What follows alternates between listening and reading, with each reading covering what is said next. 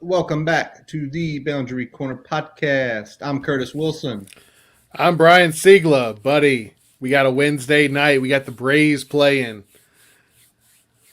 We got the Braves playing. We've got some Fun Belt action down at App State, down in Boone. Yes, sir. Watching Jamie Chadwell at Coastal Carolina closely here tonight. Uh, one of Why those. would you be doing that, Curtis? Just keeping an eye on things. Um, you know good and well why I'm doing it, as I will be attempting to do with other coaches and coordinators in the upcoming weeks. Um, but good. You told me class didn't last as long tonight, Brian. Nah, a little short one tonight. Nothing too big. We're in full on group project mode now. So yeah, The fun stuff, full right? full steam ahead. Yeah, it's just kind of a check in and see how everything's going type deal. So nothing too big tonight. Very nice, very nice. Midweek here on a Wednesday on a hump day. We head to the back end of the weekend, and Brian, we've been sitting here kind of talking and talking about those vacancies. And I tell you what, we've got a bunch of head coaching vacancies already of some blue buds, some other lower level jobs or lower P5 jobs, and probably some potential. But we started talking about it, and you look at USC firing Yeah, Clay Helton. they Um, were in early. they were Um, in really early. yep. Um, that sounded like one of those things. The second he loses a game, we're firing him. And then Ed Orgeron, who pulls off the big upset in Death Valley of Florida Saturday night. Yeah, but it does sound like this was arranged well before that big Yeah, win for them.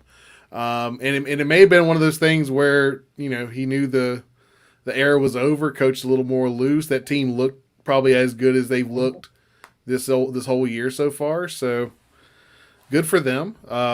But Coach O out after this year. They mutually agreed to part ways.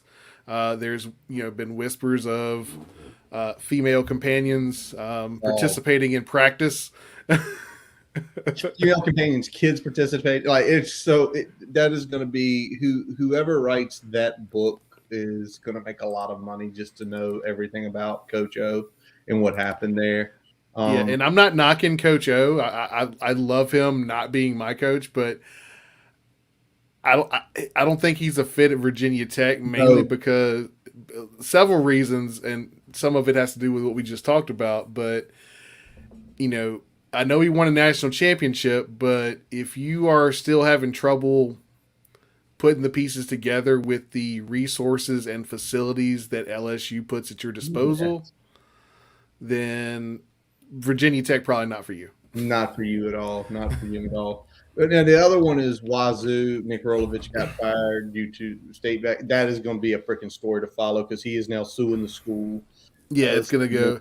Oh my And the gosh. stuff at Tennessee is starting. I mean, I know that that's not a vacancy, but they're the stuff that I, they're I hadn't heard about well, that. Pruitt Pruitt's put a lawsuit out there against the university for the full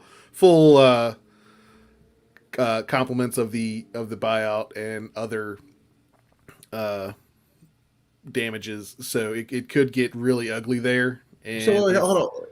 I thought he got fired straight up, and they just had to take the buyout. Did they? So they attempted not to pay the buyout.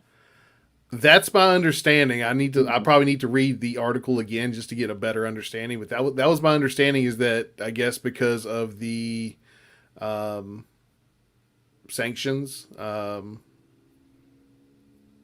that'd be my guess. Is they were trying to essentially, They're yeah, they're trying to not pay the man, yeah, even though fired with with cause. with cause. So He's gonna just come out and be like, "Yeah, the AD knew all about this. Phil Fulmer knew all about us paying off players," and then it'd be like, "We might need to kill this program."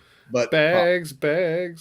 all right, so let's also talk about potentially Miami and FSU. Diaz is on the absolute hottest of hot seats. I mean, Yeah, Diaz's seat is as hot or hotter than Fuentes, and we know Fuentes is on fire. So Fuentes is on fire. Diaz's is engulfed. yeah, I mean, engulfed. Like it's all up and down. And I told you earlier today, Brian. Miami they can't find the right guy. And, no, and the thing is, what I don't think people understand about when they were winning, Coker had nothing to do with them winning. That team was so talented. Anyone could have walked in there. That just you had to coach simple drills and they would have won. It's as simple as that. And you saw as Butch's talent level went off, as did Coker. But Butch was a hard-nosed coach. Dennis Erickson was a hard-nosed coach. Jimmy Johnson and Howard Schellenberger were super hard-nosed coaches. yep, Those were guys who commanded the locker room. And since basically, I guess you can say Butch left, they haven't had anybody like that. And they were like, well, we brought back, Randy Shannon played on the team, right? Randy played on the team. Manny. But the whole thing is you literally have to, in some ways, you have to break that locker room, break it. And App State just took something to the house. So Chadwell's down. Guy doesn't coach defense. Don't want him. But you if you look at those coaches and what they brought in since then, none of them have that. None of them have that mentality of like, I am the boss here. Inside here, we do as I say. I don't care what you do out there. And I don't think Miami is a program that can get back to where it was without a guy like that. And they keep going for culture fits. And it would not shock me one bit if they fired Manny Diaz and they hired Ed Reed. It wouldn't shock me one iota. yeah. And that's because what is he right now? Defensive consultant for them? No. He is he's the general manager. He is the head of player personnel. Okay. So I knew he had some role on the team right now. I wasn't sure what it was. Yeah, the director of player personnel, which is in college nowadays, that is a pretty big role. It's becoming more and more of a role, but I could see them doing that. Now could Ed, who was one of the boys, become Ed, the guy who cracks down on things? Maybe because Ed is that type of player. That could potentially happen. The other one you brought up, which I shook my head at, no. When you told me FSU. FSU, and if they can pay the buyout, then I think they take a chance on it. Now, can they pay a buyout after still essentially paying Willie Taggart money? That's the question. But and do you hit the reset button on something after 2 years after you just hit the reset button, essentially after one full season of the previous tenured coach? So FSU is going to be the interesting one to watch, just because they're used to winning and they're not, but they've already dug themselves a hole because of how fast they moved on from Taggart. They dug themselves a deep hole financially with Taggart. But I think what they're digging themselves into a deeper hole with is not giving guys time. And eventually, y'all just keep hitting the ball. Eventually, we're going to give 2 years. 2 years. Like, you can't rebuild a program in 2 years.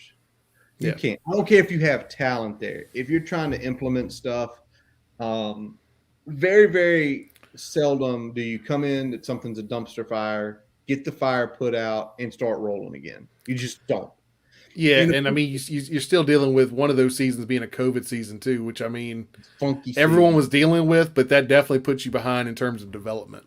Well, development and installation, right? Yeah. I mean, Norvell had no time to input the offense or the defense he wanted to run. But I say it more to this. Brian, if you were a G5, you're Billy Napier, you're Jamie Chadwell, and FSU comes knocking on your door, hey, come on down here, man.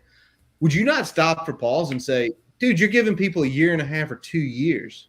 Yeah, you're not definitely too quick of a hook for a coach that doesn't see your program as a stepping stone.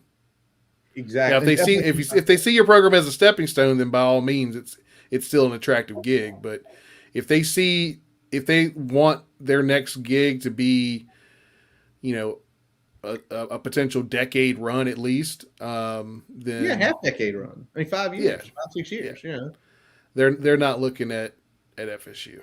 not looking at FSU at all. So everybody's asking, why the hell are you guys talking about this?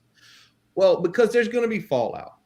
Because again, our minds are where they are. The season is over. This era is over. The Fuente tenure is over, and you've got to look at essentially who could be. Where's the fallout? So let's play the role game, Brian, because this is how we're going to figure it out. All right. First of all, I honest to God think there's no way James Franklin doesn't go to USC. Yeah, I just that's more than likely happening. that's going to happen. So you're talking about here's where the couple things that the vacancies themselves don't necessarily hurt us, but who's filling the vacancies could hurt us. Yep, exactly. And so now Penn State, in our more or less geographic region, is now looking for a new head coach, and program wise, they're about a step above us. They're a step above us. In terms of being an attractive program. Yeah, attractive program, money. But I think with who they are, I think they have the potential. I think our top end guys would be on their radar. That's my truth. All right. So you start thinking of all your names that you can throw out there: Billy Napier, Jamie Chadwell, Dan Lanning. List goes on and on and on and on. But now let's look at LSU. The LSU job, which just won a national title 2 years ago, a little different. I think most people, because you think he took over in what, 16, right?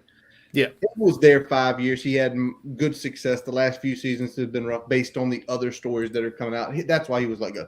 If he was still winning between 8 and 10 games this year without the shenanigans, I don't think they fire Ed Orgeron. I just don't. I think maybe next year.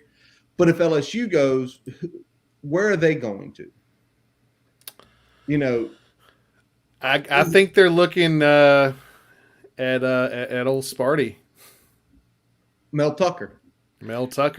Now, if Tucker goes, and Tucker coached down there in the early 2000s, if Mel Tucker goes, now Michigan State to me is a program exactly like us. Similar blue collar, similar type portfolio. I'll say that portfolio. In recent history, we've had higher highs, but yeah, if you average out, yeah. But if you average it out, about the same level. About the same level. People, you would say we're probably more attractive because of where we play. They play in the Big Ten East with Ohio State and Penn State and Michigan. But they've still been able to win a conference title and go to the playoffs from there. But it's also that point too where, if you think of somebody like, would a Marcus Freeman or a Luke Fickell take that job at Sparty? Being Ohio State guys, would they go in conference to play their alma mater every year? I don't think Freeman does. Or excuse me, I don't think Fickell does. I think Fickell, where they are with Cincinnati right now and how the Big 12's reshaped, I think they are where they are. I think Fickell is going to hold until he can get the job he absolutely 100% wants at a blue blood school, potentially his alma mater. Again, with since he moved into the Big 12, that kind of creates a situation where he's not in a second tier conference anymore. Nope. If he gets the wins he needs to get every year, he will be playing for college football playoff. Yeah. So exactly. That takes him out of that having to essentially be perfect category. Yeah. And I think that's going to be enough for him to kind of move on with that with that situation. Yeah, and then you start thinking about Miami and FSU. They're still higher than us Miami can pay more clearly, FSU more clout. But then what you mentioned, what you said earlier was, what did you say? You talked about the way those programs are viewed. They start seeping into potential our coaching pool, right? Yeah, yeah. If those come open, and it's not just the conference thing, but it's definitely because of the recruiting footprint and everything else. They're going to be looking at similar tiered candidates to who we're looking at. Their top guy might be someone that's out of our range, but their number two choice is probably our number one or Yeah. somewhere in that ballpark. So that's going to be interesting to see how that shapes out and whether both of those come open. But I mean, in the pecking order here, we're at least going to be probably fourth on the totem pole, right? Yep. Come, if that's the way Witt decides to go at the end of the season, in which we think that's what should happen. So, yeah, we think that's what should happen. What's going to tell the story, and what Witt Bobcott's going to look at is what the stadium's going to look like Saturday. Yeah, it was 56 or 57 last Saturday. It looked good, but if it starts getting under 50, and it could very well do that, and it starts looking very scarce, he's got to look longer term. That's why we were advocating last year, like, you have to look longer term, because right now, if we were 3-3 with a brand new coach and we were a field goal away from beating Notre Dame and one possession away from beating West Virginia on the road, regardless what happens in the Pitt game, people are like, we're on the right track. Pitt just had a great game against us. That's what we'd be saying, right? Right? Yeah, and I mean, let's be honest. I mean, I know some of this was a little bit of conservative move heading into a big funding push. Yep. But at the same time, there's nothing that buoys a big funding push like the honeymoon effect of a new coach. Damn right. So right. That's the honest truth. Everyone will still have hope, and that's what's lacking from, I think, overall the fan base right now, is that there's still some hope, but I think people are done. They don't have confidence in that hope anymore. Nope. There's zero confidence. And you bring a new guy in, you get a little bit more confidence, and people are looser with their dollars when they feel like there's a chance that it pays some dividends for them. Absolutely. So in the oncoming week, folks, I'm sure we'll be probably talking more about some of the potential candidates. Obviously, someone like Wazoo, you know what? If I were them, honest to God truth, if they could hire Justin Fuente and just say, leave the Cornelison guy on your flight over somewhere. In the flyover. He's from Missouri, right? Kansas or Missouri. Just touch down in St. Louis and be like, great knowing you. I'm going to go up to Pullman. It's been real. Right. It's been fun. Hadn't been real fun. Exactly. All right, some Hokie notes here on Brian. Let's talk about the booze at the intro. Thanks to some boots on the ground and some re-listening to the videotape. Literally, they waited. Head coach Justin Fuente. Boo. And then that wasn't the only time that he was booed in that game, because once the offense started to struggle mightily in the first half, they were raining down again. And at some point, when your boos don't get responses, you go home, and that's what happened at halftime. That is what happened at halftime. And he got the end of the one that was taken about 6 or 7 minutes before the end of the game. That was really ugly. I don't think I've ever seen Lane that thin. In a game. Now we sit here and he was asked the question, right? He was asked the question and he answered it. He answered it correctly. It's part of the job. You get criticized. You just have to deal with it. Don't you wish you would have gave a Brett Bielema answer though? You did hear about that, right? I did. Oh my God. I did, yeah. Hey Brett, you got hey Brian, you're Brett Bielema. Coach, the boos were coming down pretty hard. What'd you think about that? Fuck those guys. No, I'm just kidding. I'm rich. screw you. Don't come here again. What? I mean, Yep. I can just see, it is a part of football. At least he said it that way and not some douchey answer. But I think it will continue on Saturday. When he comes out, if the offense struggles, heck, I even think he could get booed if we win. We won, yay! Boo! Unless we go out there and handle our business for 4 quarters, there's no way that there's not more boos coming out this Saturday. That's a catch. What a catch by that kid!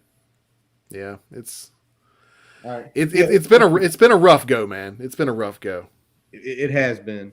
Other news and notes from the Hokies: Peter Moore, the freshman, is a midseason freshman All-American. Congrats, Peter. Is he still working on his throwing arm? I hope he is, because we're going to need at least one fake pass to win some. Win at least 1 to 2 more. He's got to get a little bit more juice on the next one. Yeah, you can't do that. No, I don't think he'll be passing anymore.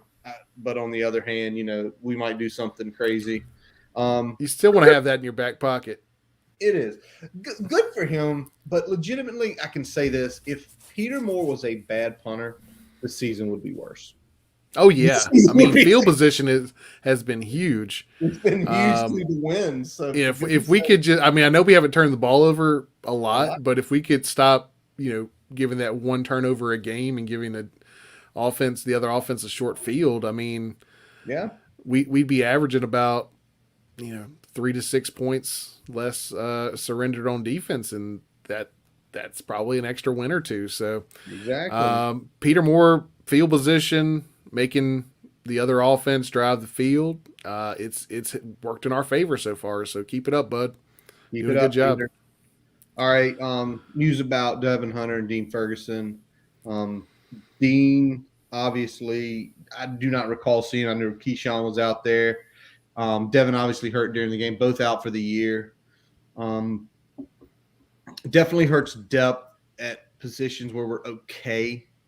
I think it hurts the linebacker room a little bit more. I think Dean's kind of looking like that next guy. Yeah. But now Keyshawn's going to get the rotations. And Keyshawn, to me, he made some errors Saturday. But overall, for his half, he played solid. Yeah, I've got no big-time notes. There were a couple times where the defense looked like they weren't quite aligned, and that was probably the area that he was going to be the most uncomfortable with, just because that does take reps and just being out there consistently doing. It's hard to get the mental reps of making those calls and getting everybody and seeing everything in real time, because say what you will, you can practice it, but if you don't, sometimes seeing the other team do it, it feels different. You just got to get a feel for it. So that's one thing. I mean, obviously, Devin Hunter, we thought he was going to play a little bit more of a role in the rotation at safety. Hasn't really been that. Been primarily a special teams player. Still a hell of a story. Hell of a story. The fact that he's even on this team and making any impact was a big story. So, sad to see him go down with the injury on a special team snap this past week. So, best of luck to them healing up. But on to the next. On to the next. Well, the next, Brian, is Sunday night. Yeah, it's a big one. It's a big Colts game Niners. On our podcast. Colts Niners. One of the teams will be at 3 wins. You guys will likely get Jimmy G or potentially Nate Sudfeld. Yikes! I have the Colts defense in fantasy. I'm not benching them. They're playing. Benching them. But I don't know. I don't feel good about the way everything's been handled, the way Brandon Ayuk's been handled, the way the whole quarterback situation has been handled. I really think y'all are probably going to win the game. I think it's going to be a fun game to watch. Yeah, we're definitely trending in the right direction the last few weeks. Even taking the loss to Baltimore. We showed could have won that game. Fight. Could have won that game. I know. But showing fight and showing that, we could take care and run with pretty much anybody in the league. Yeah. You know, few snaps in a couple games, and we're 4-2 instead of 2-4. So Well, and I'm the same way with us. We're 2-3, and we've lost the last 3 weeks by 3, 7, and 7, and we've lost to Aaron, Russell, and Kyler. yep. And we kept Kyler under 20 points. We are the only team to do that this year. So, and literally with Rodgers, we were here that Sunday night with an episode. Literally, we scored with 40 seconds left, and 40 seconds was just too much time, and we couldn't stop it. Yep. We've lost by a combined 17 points to the best team in the league, one of the best quarterbacks in the league, and another of the best quarterbacks in the league. Yep. Well, what can we do? And we're kind of in the same boat. I mean, we lost to Russell, we lost to the Rams, and then we had a singular fourth quarter takeover by Lamar Jackson to throw us another L, and then just a grind fest that we came up short on against Tennessee. Yeah, and y'all also have been battling injuries. Everybody's battling injuries, but with your quarterback banged and your All-Pro guard banged, a little different.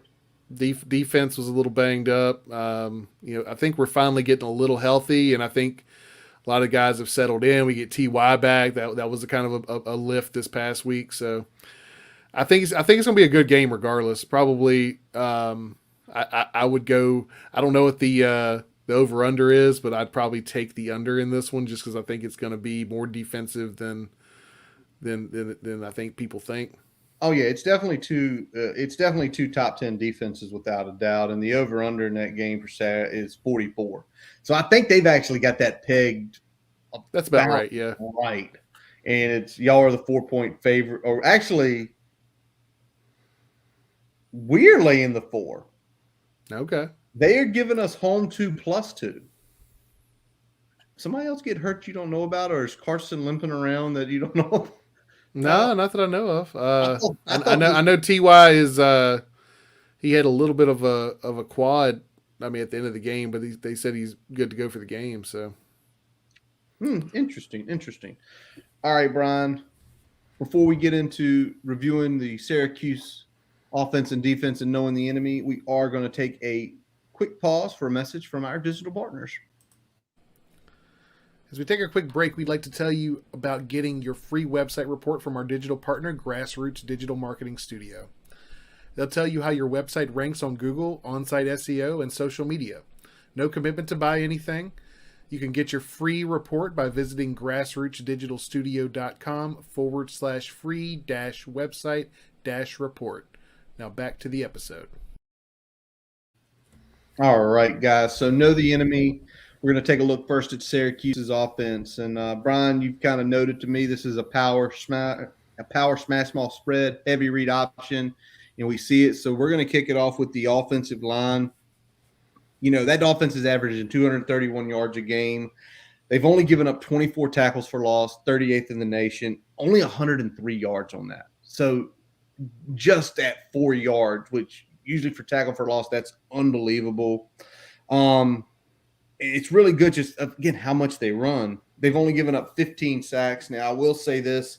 They've only passed the ball 175 times, so they are giving up sacks about 15% of their dropbacks, maybe a little something to take an eye on.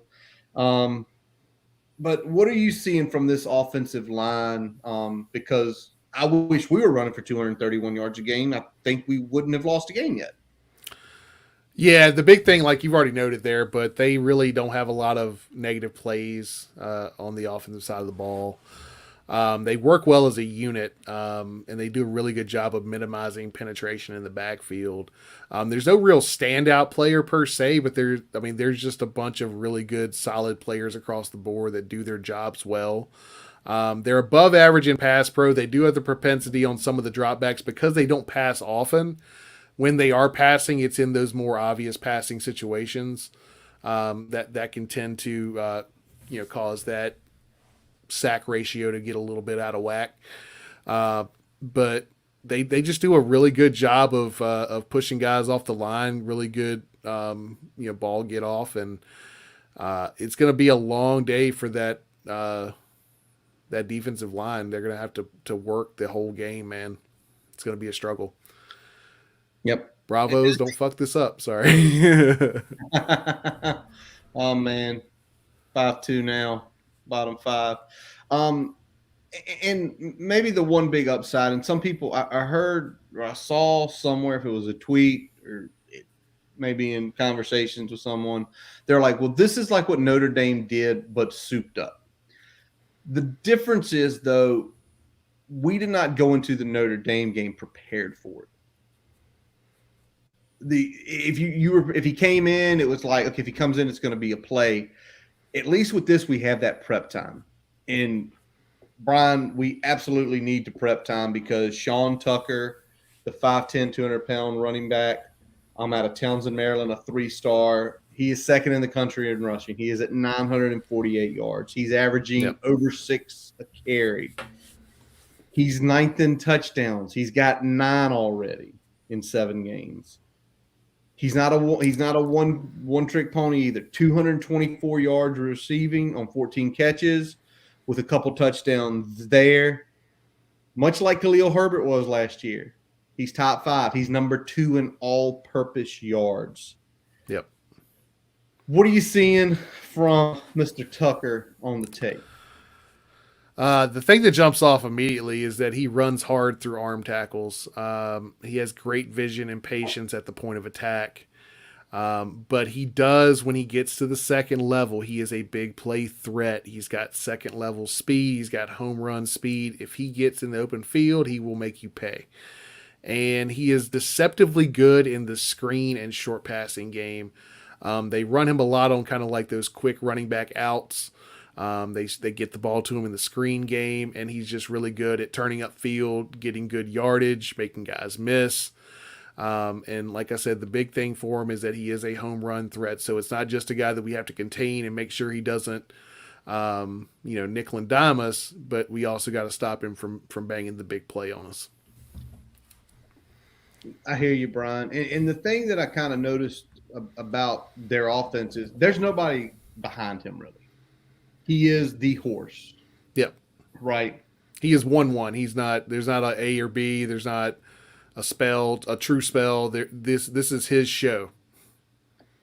So it's key obviously to stop him. And when you hear all those things, especially that second level, I mean that's what we're missing, right? Yep. We're missing the home run hitter like we had last year. And, it's really funny because every year it's like this. This is why football is one of the more amazing sports. A 3-star guy out of Maryland, we didn't recruit him. I don't think UVA recruited him. He had like 4 or 5 offers. He goes up to Syracuse, and now I'm sure with that skill set, Brian, he's probably already being looked at in the NFL because, again, with the scheme, with the pass catching ability, I mean, he's putting on tape. I don't know if he's a senior or junior. I did not look that far. I want to say you have that information up. I thought he was a junior, but I'm not certain. Give me a second here. I had everything up I needed earlier, and I completely took it down. There we go. Effort in here. I just want to see where he's at because I see a guy like this, and especially the kind of scheme they're running, I would not mind him in San Francisco. We're still efforting, folks. I'm going to get there eventually. Freshman. Sorry. He's a second-year freshman. Ouch. That hurts for him. You're not supposed to blow up your second-year freshman year. You're supposed to blow up your third year so you can get to the league. All right. So, but again, with the crossover being Atlantic, we're not going to probably see him again. All right, Brian. There is one more element to this rushing attack, and that is the Mississippi State transfer who was a 4-star out of Charlotte. 6'4", 230 pounds, Garrett Schrader. Passing stats, very pedestrian. Obviously, we've already said that's not what they're going to do. Only completing 53% of his passes for 810 yards, 5 touchdowns, 3 interceptions. But, buddy, can he run the ball? 400-plus yards, averaging over 5 a carry, 9 touchdowns. what are you seeing from this big athletic guy who transferred from Mississippi State in 2020? Why didn't we? Well, I guess if we're talking Mississippi State transfers, Syracuse got the better of that against UVA, right? That's true. That's very true. And that's no disrespect to their football player. Football player. But yeah, in terms of actually on the field production, Garrett Schrader's getting it done for them. He's an absolute legit rushing threat in that offense. Can run past you and occasionally run over you. He will put a shoulder into you and kind of plow forward for that first down. Adequate arm strength. He's not slinging it deep. Accuracy is very average, but he does just enough to complement the rushing attack. But what he really is great at is that read option. He's got a knack for when to keep it. When he keeps it, he takes it upfield, gets good yardage in the run game. So he really has a good feel for that, and that's what's been able to keep this thing moving because, even when you do stack the box, there's still, because there's that element there, it's hard to really get a good feel for it on defense. All right, so what are they like? I mean, you mentioned read option. I mean, is it just strict read option? He's going the opposite way. Are they running any inverted veers and he leads and he powers with them? It's a little bit of everything, not so much the inverted veer, but a little bit of everything else. Okay. But it's primarily the read option. That's their bread and butter. Okay. So they're not doing a lot of other stuff. They're essentially and why would you with a guy like Tucker? It's in the playbook. Like other stuff is in the playbook, but it's more of it's dialed up at specific times. It's not something that they're calling every drive. Just from looking at how they're calling their games, I guess because of the gelled offensive line and two threats like that, the lack of a passing attack really doesn't hurt them that much. It doesn't hurt them too much. It only hurts them when you can do a good job on first and second down and get them off schedule.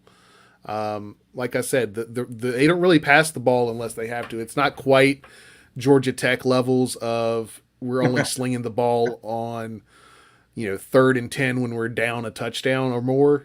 It's not quite that level, but it is. They're not going to put the ball. It's going to be if they're going to put the ball in a receiver's hand and it's not in a 3rd and long situation, it's in the short passing game, usually to Sean Tucker. Yep. Because you've already mentioned it, the wide receivers have not done much. I would say keep an eye out for Courtney Jackson. Definitely their leading wide receiver. But also watch out for this name, a big guy, wide receiver, 6'6", Damian Alford.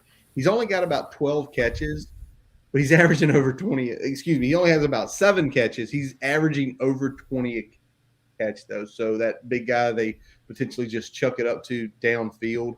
But like you said, Tucker, with what he does, he is essentially I think he is actually leading the team, which is kind of, if you're a Syracuse fan, that's kind of a little bit sad, right? Like the running back leading our team in passing, catching. He's leading the team in pass catching. So for us, we're not going in any more offensive players. Disrupt their line, stop these two guys, we win this football game. Yep, that's it. Yeah, and because nothing scares me about 3rd and long, them dropping back and having to get it into a wide receiver consistently. Yep, nothing about that scares me. In every game they've lost this year, or the three ACC games they've lost has all been 3 points. They lost to Rutgers by 10. So it's not like the losses are, they lost to FSU, they lost to Clemson, they're getting their doors blown off. No, they easily could have won those games as they did lose them. So that's kind of the worry part. And the other worry part, let's flip it over, Brian. Their defense is good. I mean, Tony White's defense, he's a Rocky Long disciple. If you're watching San Diego State in some of the late games this year, always a grind fest. What type of defense is he running here, Brian? That good old 3-3-5 stack, baby. Golly, have we not seen that? Let's think. We've seen that as either a base or as a multiple front of like three defenses so far.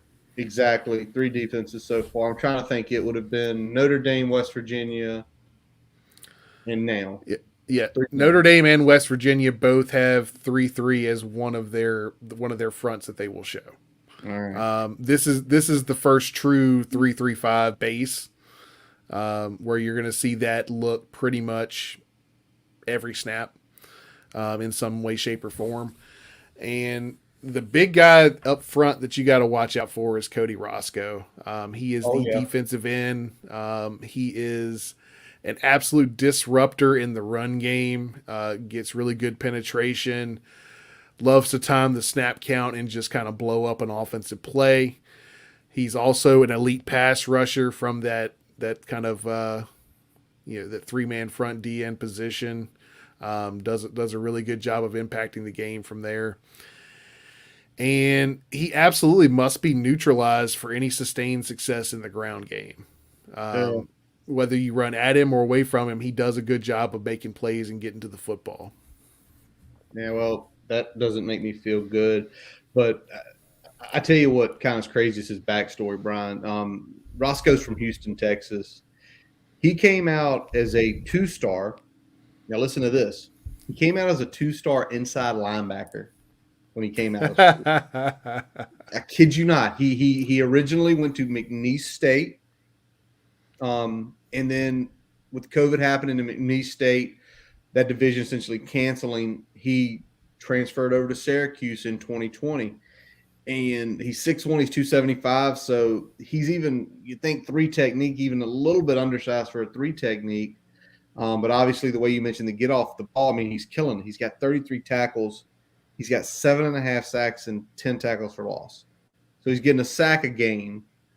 You know, is he primarily on the left or the right side of the offensive line when he lines up?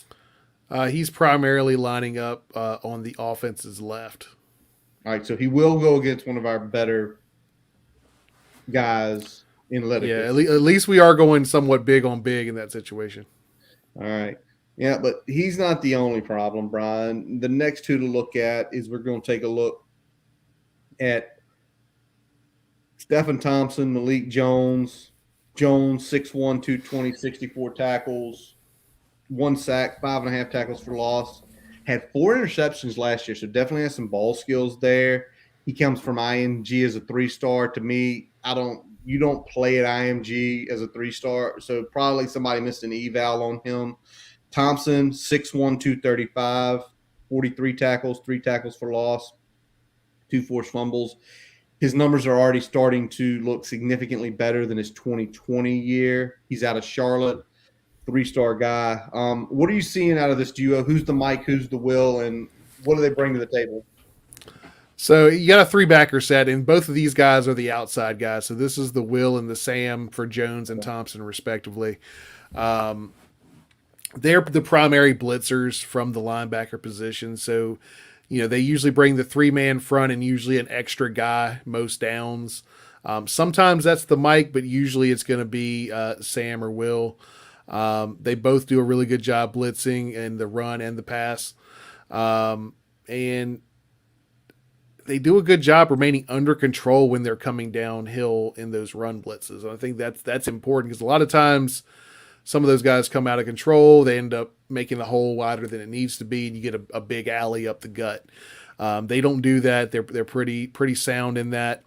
And neither are liabilities in coverage. They're actually pretty good. They primarily cover the tight end or running back in coverage responsibilities. They'll have different areas of the field in zone, but they do a good job in both of those techniques. And you got to account for them every snap.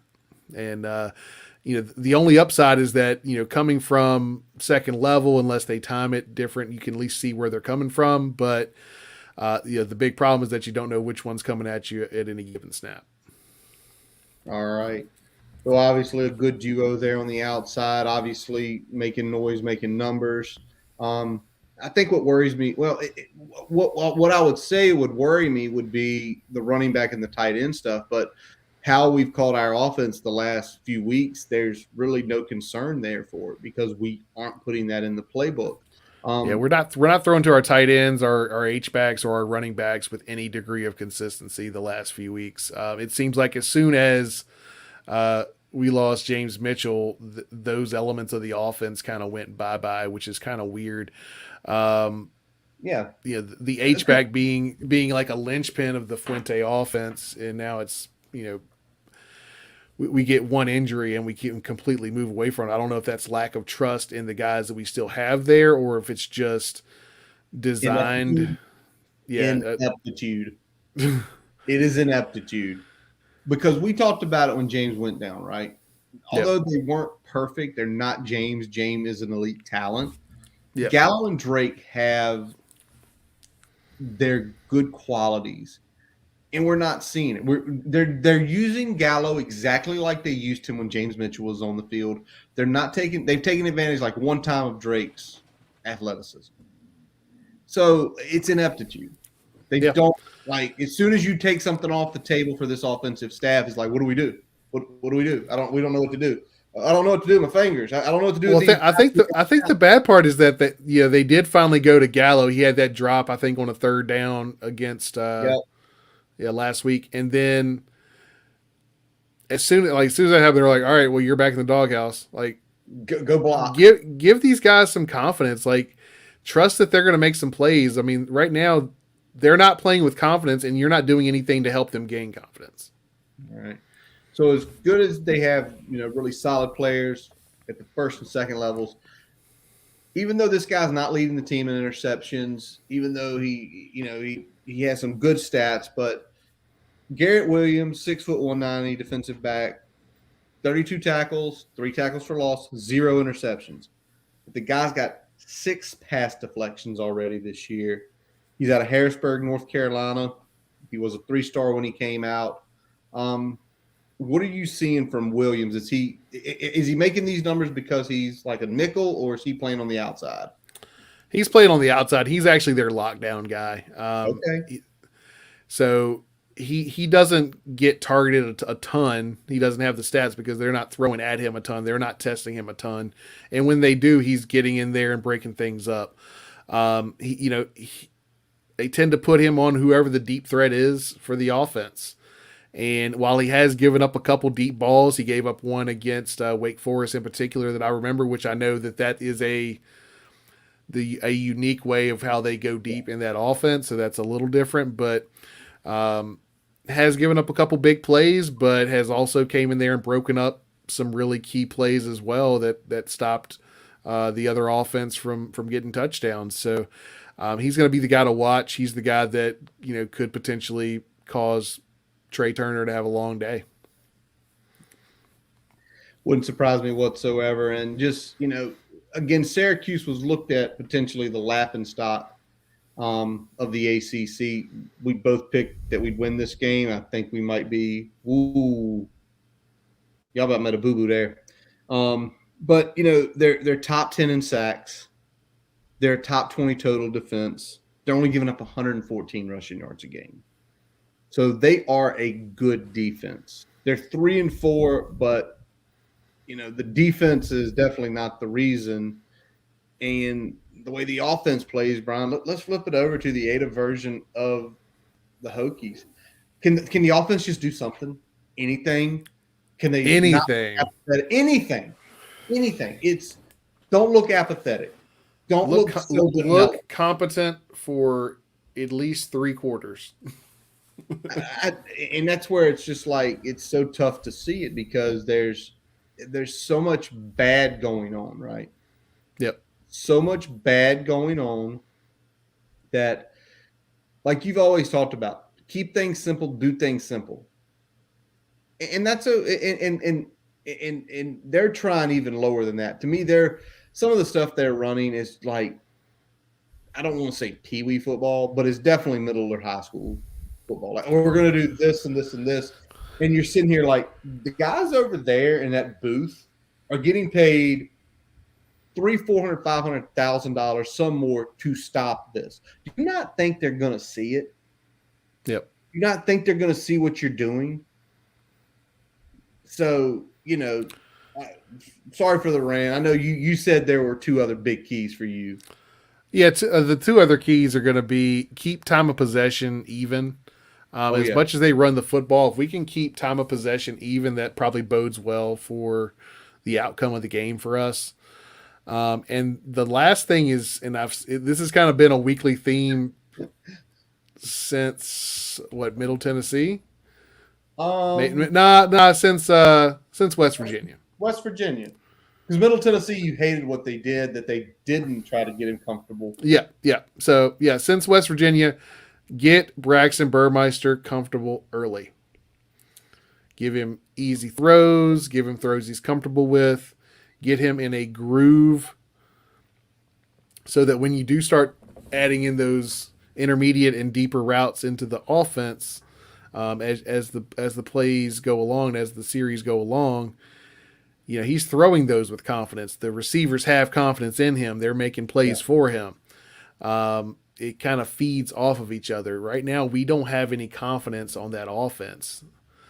They're like afraid to make mistakes, and because they're afraid to make mistakes, they're not making plays. It's true. And they're afraid to make mistakes. They're not being put in good positions. There's no aggressiveness. It's almost like someone thinks it's a COVID year again. And well, this year doesn't matter because we've heard those stories, right? Yeah, we're not dealing with that this year, guys. No, we're not dealing with that at all this year. All right, let me ask this, Brian.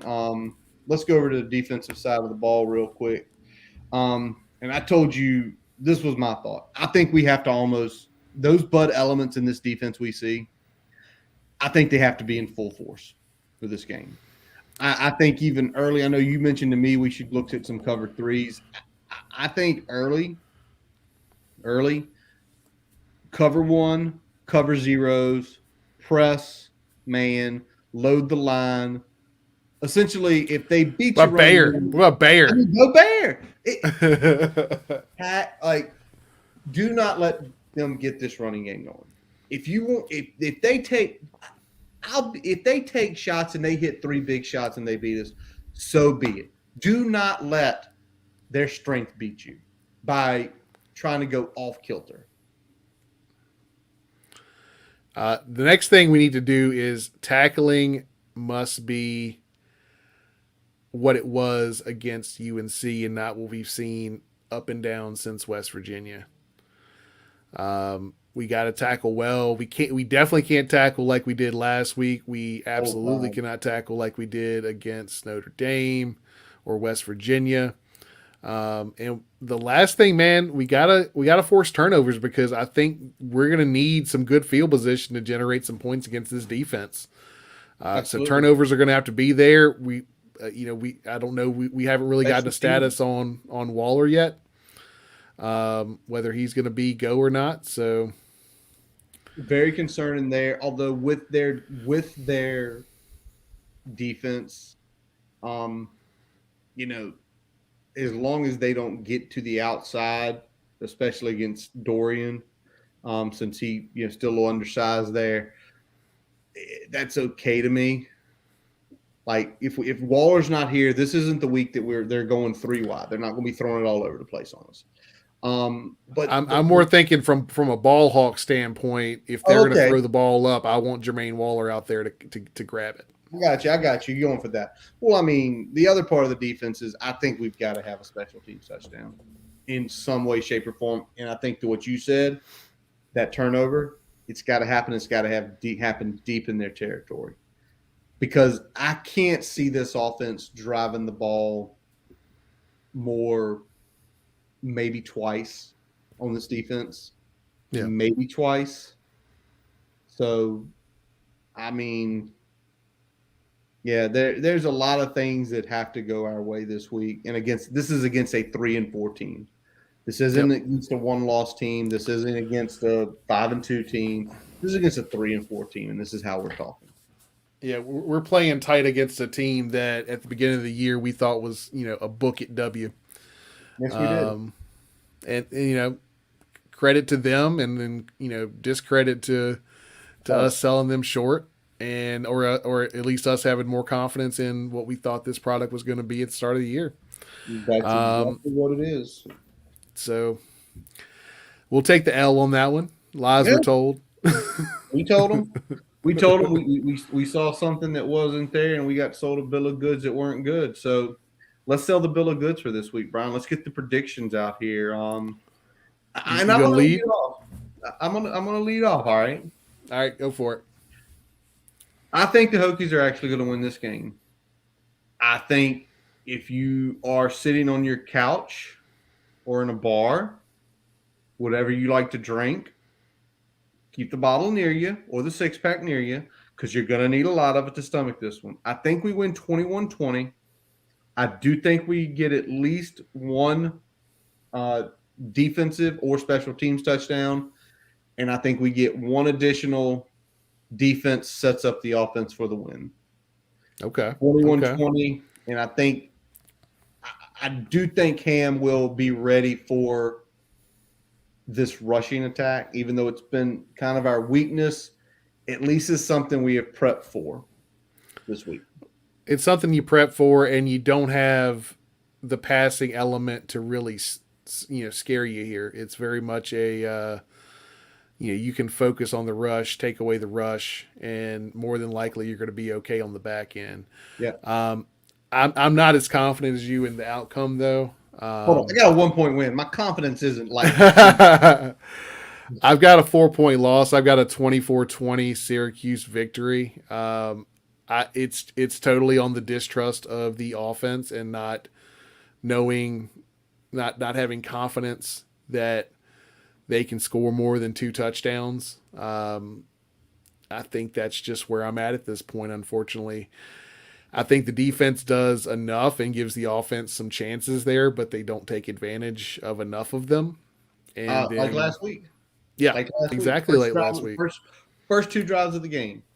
Stand, nearly a block punt, 50-yard line, 2 yards. Yeah. And the defense kept that game as close as it could for the first half, and the offense decided, we're not going to do anything. Nothing yet. And I don't think it's the players. I think the players are giving full effort out there. I think it is the coaching staff completely. And we've already had this conversation. I think if you put guys like Trey Turner, Tay Robinson, some of the running backs, I know we haven't looked good. But if you're putting everybody in a bad position, like I'm sure you're sitting here, Brian, and this is probably Brian's brain. James Mitchell goes out. You've been using Raheem Blackshear as primarily a running back. All right, Screw it. James is gone. Change your offense. Put him somewhere where he can be dynamic. Nope, we're not going to let him be dynamic. We're going to let him be right here. And I feel for that kid because I think he was sold a bad bill of goods. Like, come here, we're going to use you, and you're going to get all these touches. And in reality, now you're just a fired Rutgers regime got more out of Raheem Blackshear than we have in 2 seasons. Well, a season and a half. Is he eligible next year? I think so. All right. Maybe we get a new staff in here. We could discuss. All right, Brian, let's flip it. Let's talk about some other games we'll be watching on Saturday.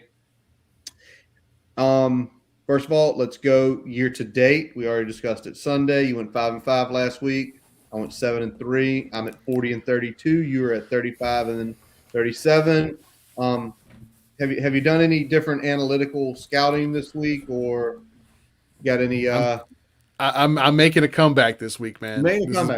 This is my week to make some moves. I'm going at least 7-3 this week. All right, at least 7-3. So he's going to probably pick against me at least 6 times tonight. Everybody, go ahead and write that down. All right, let's start. Army and Wake. Wake laying 3 points in this game, Brian. This game is going to be one of the 12:30 early kicks for the ACC. And what's the moment here? It is actually going to be at West Point, so up in New York. Army's 4-2. Going to be on CBS Sports Network. What do you think about this one, Brian? You've got the kind of new age offense versus the old school offense. Yeah, I think I like Wake to cover this. I think Wake's going to take care of business. I just think that some of the things they do on that offense is going to cause some problems for Army. I think Wake's defense is going to be good enough to kind of slow that attack down, that rushing attack down. But again, it's at home. Army probably lengthens that game or shortens that game, I should say, to the point where Wake's got to be pretty perfect. But I still like Wake to close it out. Yeah, I am with you on that. I'm not like doing this just to spite you. So I'm with you. I also think with Wake, it's their defense. They're not full of athletes. They're full of good, sound, disciplined football players, right? When you're going against Army, what do you need? Good, sound, disciplined football players who know where the ball's going.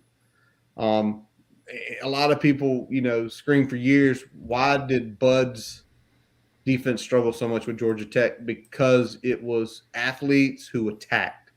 You can't attack the triple option. You can't attack the wing option, whatever you want to call it. So I think Wake wins like by 10.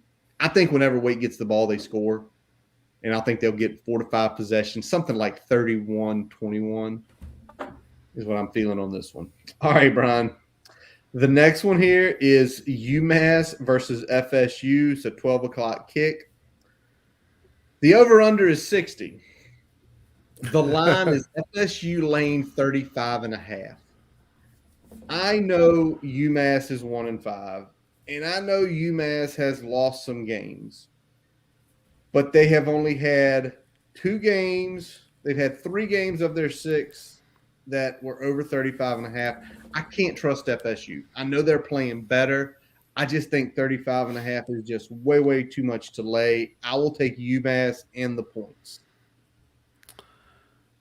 Not so fast, my friend. Give me FSU.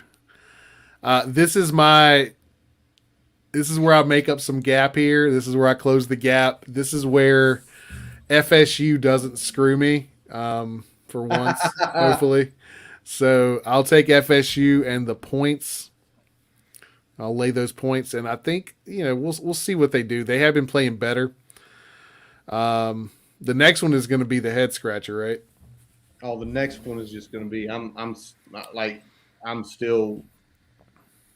literally might sit here and flip a coin to decide this one. The next one is the Clemson and the Pitt game. This is going to be 3:30 kick. It's at Pitt.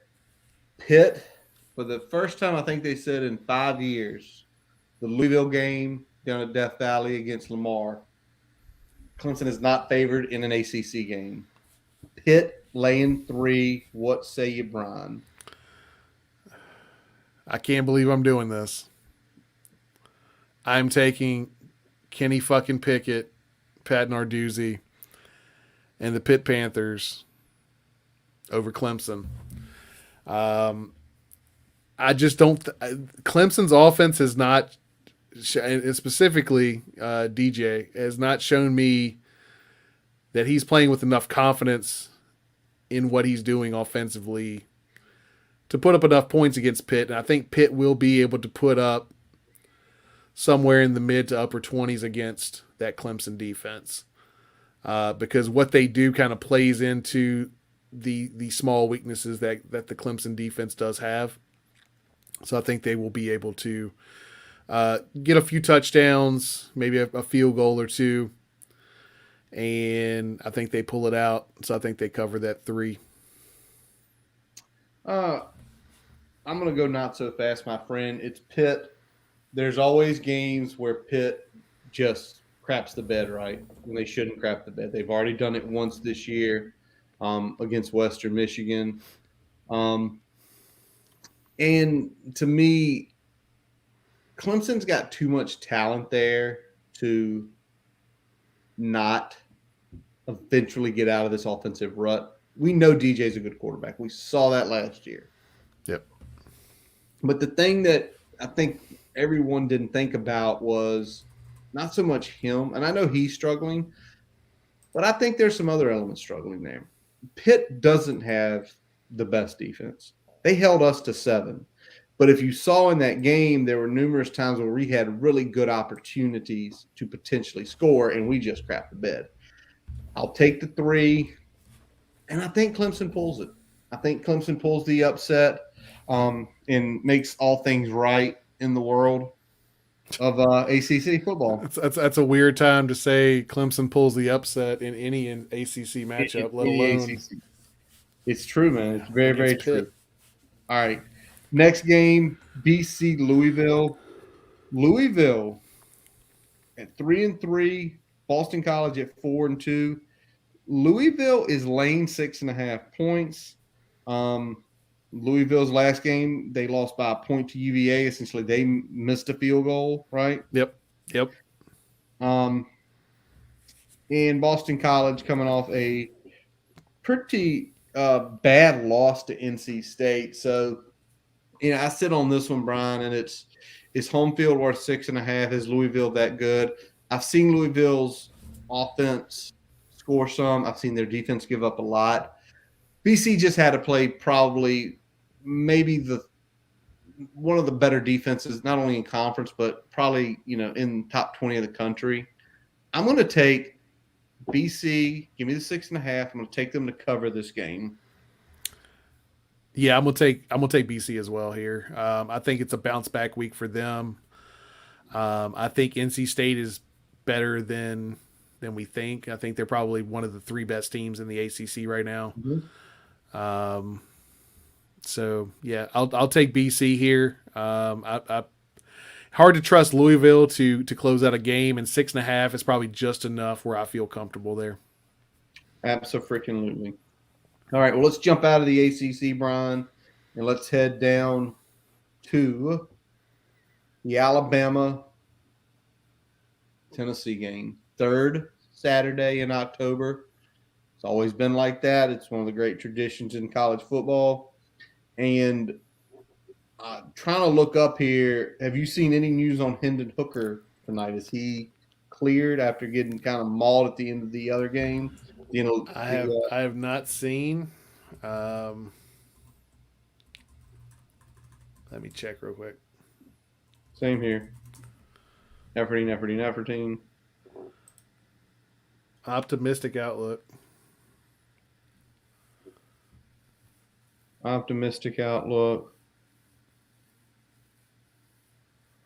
Day to day. So I mean, he could go. All right. Well, either way, it's in Tuscaloosa. Alabama's laying 25.5 points. I even think with Hendon Hooker, obviously Tennessee's defense will give up points. The whole question is how much do they give up early? How quick does Nick let the gas off? If it was a guaranteed, I knew Hendon was playing, I would probably take Tennessee with the points. With him not playing, we saw how Joe Milton looked, especially how many overthrown passes were playing Pitt. Oh dude. Man, in the first half it was four bad ones. It was four bad ones and probably another one that was questionable.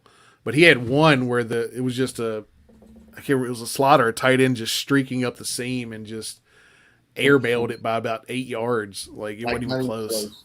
So yeah, I'm taking Bama. I will lay the 25.5 points. Whether it be a injured Hooker or Milton, I don't think they stay close. Yeah, I'm gonna do the same thing. I think it is. I think that line is about right, but I feel like it's going to be about a 4-score game. So give me Bama. Whether it's a banged up Hooker or whether it's more or less. You like banged that? Up Hooker. Yeah. Whether it's a banged up Hooker or a Milton that likes to sail the ball, I think that's not going to bode well for them. All right. All right, let's go down to the Big 12, where very interesting game. Top 10, Oklahoma State, who's number 8 at 6-0, coming off a big comeback win over Texas last week, goes up to Iowa State, up to Ames. It'll be a 3:30 kick. Iowa State 4-2. Iowa State, pretty big number here, is a 7-point favorite against Okie State. What do you think on this one, Brian? Yeah, I'm taking Okie State all the way. I don't think there's a letdown game after the win last week. I think they go out and handle their business, kind of assert themselves as one of the teams to watch in that conference going forward. So I'll take Okie State here. And I'm with you on this. And it's not so much that, I don't like Iowa State. It's that Okie State's playing a really good defense. This isn't your normal Mike Gundy team where they're running and gunning and beating teams, 45-42. Every game this year, 16 points against Missouri State, 23 against Tulsa, 20 against Boise, 20 against Kansas State, 14 against Baylor, and 24 last week against Texas. You start doing that math, I mean, they're basically giving up right at 19, 20 points a game. And, Iowa State, Matt Campbell, if you ask me tomorrow, would I take him here? Probably. His recruiting has never been that good, but I think he's a good football coach. But I'm with you, Brian. I've got to take Okie State because I think defense travels. I think that is going to be a heck of a game to watch if you like 27-24 games. Yep. And I know some people don't. That's just like too much defense, but I think it's going to be a good old-fashioned slugfest there. All right, Brian, the battle for the jeweled shillelagh. USC, Notre Dame. Notre Dame is the favorite here, laying 7 points. And this is the very, very rare USC Notre Dame 7:30 kick in South Bend. Very rare. Very rare. USC 3-3, essentially waiting for James Franklin to come take over the program. Last time they were out, they got their doors blown off by Utah.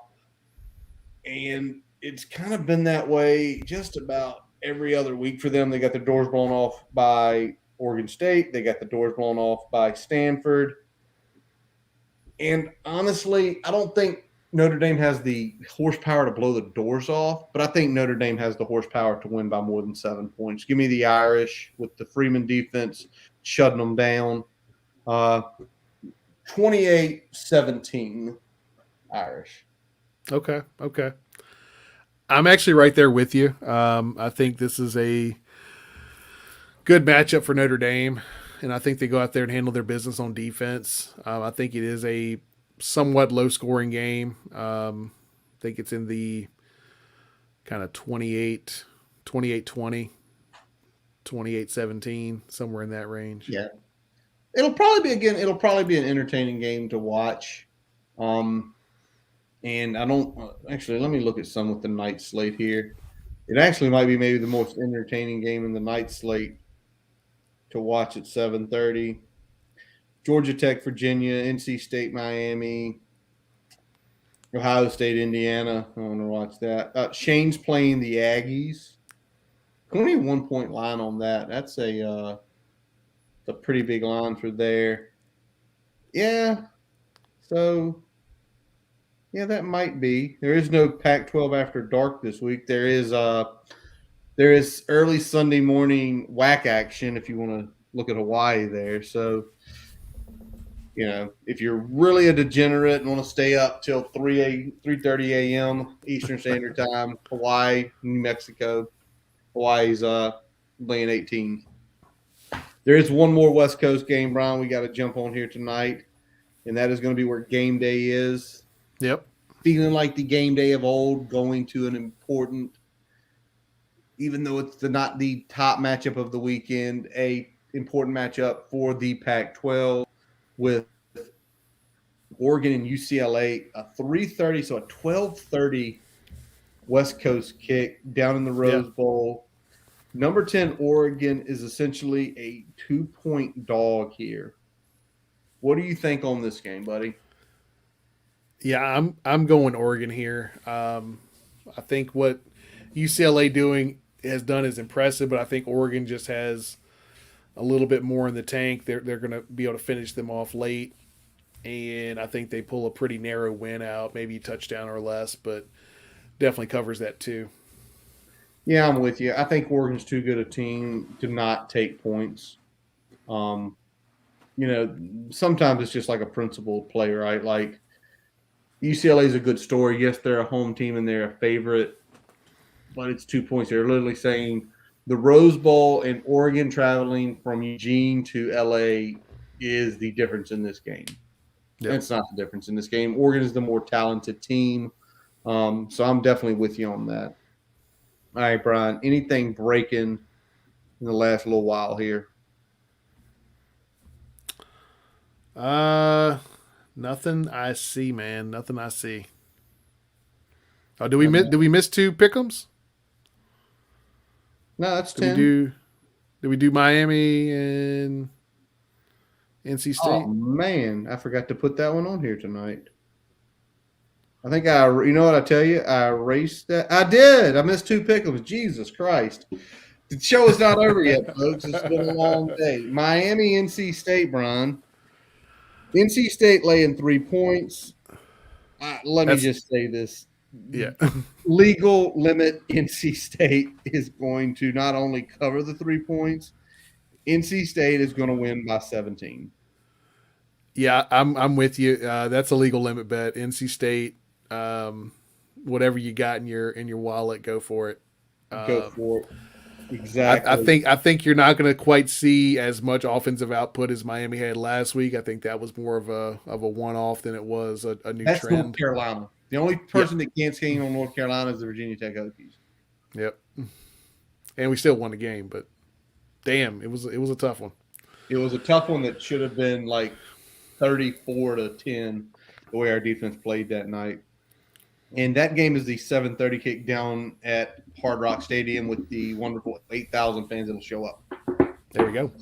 All right, now Virginia, Georgia Tech, up at UVA. It's the 31st anniversary of the when UVA was #1 game. The year Coach Bobby Ross took his Georgia Tech Yellow Jackets to the national championship. For anyone living in Richmond, if you've never met Bobby Ross and talked to that man, just a treasure, an Great dude. absolute treasure. Great dude. Yeah, we got to hang out with him one night. He did a talk down at Cap Ale in the city. Um, it was him and Michael Robinson. So it was. Wes McElroy hosted that thing. It was a good time down there. Bobby shared some good stories. Got to talk to him afterwards for a little while. Good We all had around about dude. 15 minutes of one-on-one with Bobby that night, man. Yeah, I know you ran into him once at a gas station, right? Went into him the first time at a gas station, and I saw him about a month ago. I cannot remember where I was, but I saw him. And I said, "Hey, Coach Ross, how you doing?" And if you say hey to him, he will say hey to you back. So he's out here in the West End of Richmond. If you ever see him, if you recognize who he is, say hello. He will say hello back to you. Yep. A living treasure here, but his Georgia Tech Yellow Jackets, that team's way too spastic. As much as pains me to say this, I think UVA is going to win this game by about 14. I think it feels like every game on the ACC slate this week is going to be very entertaining games. Yeah. Maybe with the exception of SFU, unless you take the 35.5 and just sitting there like I'm going to be doing, like, okay, we're going to cover it. So I'm taking UVA there. What do you think? I'm taking Georgia Tech. Oh, God. And I'm hoping they don't screw me again, but I'm taking Georgia Tech. I think they keep it close. I think it's very similar to that UVA Louisville game. I think it's going to come down to something at the end of the game that's going to kind of decide it there. I don't think it's going to quite be more than the 7 that we're laying here. So let me get Georgia Tech there for that one. Close it out with that one. Yeah. Wow. Are they going to win it? Shit. Why not? Oh, outright win. Yellow Jackets outright win. Fuck UVA. All right. Well, if nothing hasn't broken, then Curtis, who overlooked on our rundown sheet here, 2 games completely, because I'm watching the App State game, and Coastal At Coastal with the ball. Who's got the ball here? Somebody's inching closer and closer to a field goal line. And I think it's App State, 27-27. Yeah, 2 minutes left. Oh my God, they've got. Did you know the FSU? You see that? You got that game up? The FSU ball player is now a defensive coordinator for Coastal Carolina. Hey, I kid you not. All right. Well, if we've got nothing else, that is going to wrap up this episode of the Boundary Corner podcast. I am Curtis Wilson. I'm Brian Siegler. Visit our website, boundarycornerbt.com, to listen to all of our episodes. While you are there, don't forget to follow us on Twitter, Facebook, Instagram. Subscribe to our account on YouTube and your favorite podcast source, including Spotify, Amazon, and Apple Podcast. As always, we let our buddy Jason Long play us in, play us out. Catch him on Spotify and Apple Music. We thank you for listening, and let's go. Hokies!